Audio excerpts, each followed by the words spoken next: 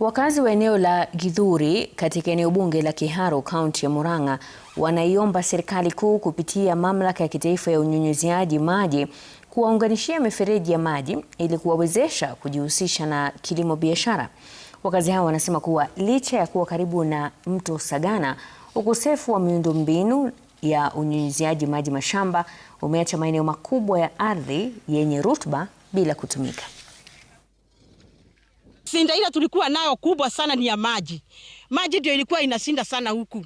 Ati watoto wakitoka shule tunawapatia kila mtoto mtungi. Tunaenda kuchota maji Sagana. Na ni mbali sana.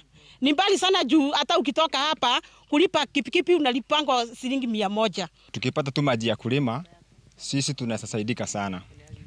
Kitu ya kwanza tunazalima mboga, tunazalima mandizi na hata sukuma na hata malagwe.